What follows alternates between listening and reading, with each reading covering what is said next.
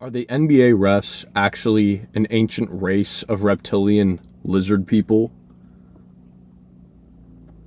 Yes. So before I get into the meat and potatoes of this video, I'm going to start with a side rant. We'll get to the meat, we'll start with the bones. That doesn't really make sense. Sorry, but some guy decided to park literally like right next to me, which is amazing. Shout out that guy. We can clearly, as NBA fans, watch a game that is so clearly favorably refed for one team and still be told that what we just witnessed is not what we just witnessed. There's a man, Jason Timpf, right? I'm a fan. I like him. Hoops Tonight, I watch it sometimes. However, he did this classic like both sides thing, drove me insane. He's like, now look, the refs, they tend to favor whoever's like being more physical and whatnot. Game 1, it was whoever. Game 2 was whoever. And this time it just happened to go OKC way.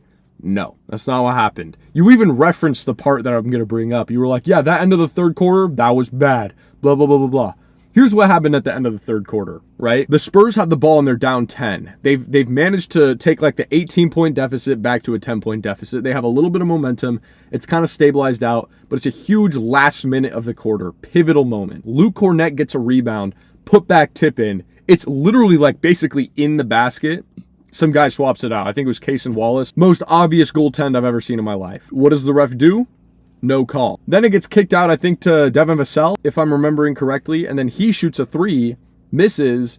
And then Luke Kornet and somebody else, they go for a rebound, foul on Luke Kornet, allegedly. And so not only did they not get the 2-pointer that they should have gotten, but now it's free throws the other way. They knock down 2 free throws. I can't remember if they get a bucket off that possession or not, but then it goes the other way. OKC has the ball. Clearly off of Chet's foot, they call it off on Wemby. They try to challenge it. They don't let the Spurs coach challenge in time. There ends up being like a foul or something in the following play. And then they give a technical to the Spurs coach for crashing out because he was trying to get a challenge and they just ignored him. Shea was already getting to shoot, I think, 2 free throws, and he got to shoot an extra free throw. So he got 3 free throws. So in total, 5 free throws, and there should have been 2 points for the Spurs. That's a 7-point swing in a minute of basketball. And now that I'm remembering correctly, by the way, it was an 8-point game before the whole Luke Kornet thing. So what should have been basically a 1-point game ended up turning into a 10-point game by the end of the quarter. I am not going to be told that that game was not favorable towards one team drastically and basically handed to the other team. And then even early in that fourth quarter, there was a ball that just clearly went out on Isaiah Hartenstein, and they said that they needed to review it or something.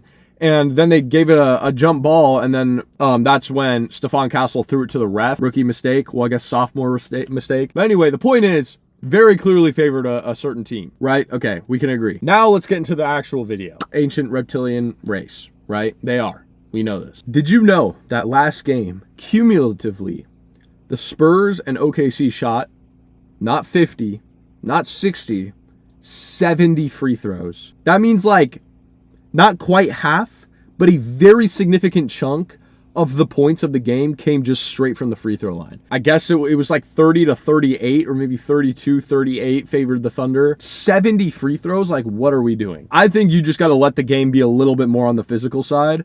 And whatever you're going to do, just call it both ways and call it that way the whole game. It felt like they started off being fine and then they got super soft towards the end and just called everything. It was so frustrating. Anyway, it's like, why would they do this? I had a theory.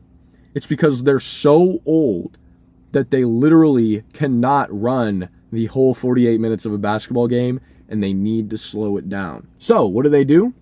Free throws. That's at least like a minute. If you can stretch it out long enough, maybe a minute and a half of just straight rest. You got subs, you got maybe a timeout, you got like just conversing with the refs. They also conversed a lot, and I was like, we've heard a lot about ancient reptilian people or whatever, possibly like building the pyramids, being involved in conspiracies and all this stuff.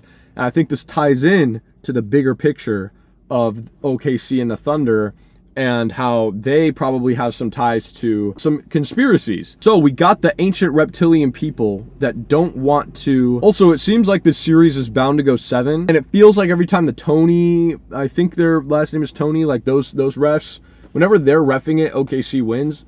And so I think they're like, you know what? We don't want to have to go to 7 games, right? We're going to just end it in 6. We're going to let OKC win the 5th game, and then we're going to push for them to win the 6th game. I really hope I'm wrong. if there's anything that can combat this insane prevalent tampering by the lizard people, it's the nuns that went to game 4. I think I saw something that they went to game 5 as well, but we're going to need more nuns. We're going to need more prayers, and we're going to need some, I don't know, we're going to need some miracles. But to me, what it seems like is the ancient reptilian people, they just don't want to throw their back out, right? So what do? You know what? Both teams, you guys can have free throws. We're good, Bron. We'll just chill here and then just wrap this up in 6. We don't want to have to go to 7. And then finally, here is my perhaps greatest point. What is a prevalent city in the United States? I would say New York. New York might be the like kind of American city, you know, like LA, it's kind of its own thing. It's got its own glam. It's almost like more of an international sort of city in a way. And so is New York. But New York is like, to me, it screams United States. You know what I mean? It has in the past to foreign adversaries where, you know, early 2000s, a certain vehicular might have crashed into a certain building. So they're trying to attack New York, right? What do we think is the best possible way to make New York go down? For them to lose in the finals. If they lose in the first round, they're used to that. Second round, used to it. Even the conference finals, they're used to that. Now, of the two teams, who do you think matches up better against the New York Knicks? Is it A, the Spurs, B, the Thunder? I would say the Thunder have much better utility to guard Jalen Brunson. They're a lot quicker, a lot less susceptible to Jalen Brunson's like sort of, I'm not going to say push off because that's what everybody does in the league. His separation, I'd say, like his ability to make people separate, that's not going to work on the Thunder. It could work on the Spurs. And so they are trying to take down New York by getting the favorable matchup in the finals so that the fans will go and tear down the city following the game. It's clear as day. So the refs are trying to do that. They will probably succeed. New York has already been in shambles, and they have like gotten back-to-back sweeps. So imagine the damage that's going to happen when they lose to the most hated team maybe ever, including Shea, who also kind of looks like a reptile himself. I rest my case. This might be a bit of a longer video, actually. I wasn't planning on it being this long. I just started talking. Usually I have some notes. This time it was just off the dome. So yeah, let me know what you guys think. Sorry, I forgot where the camera was. Let me know what you guys think. Hey, am I on to something? Peace out.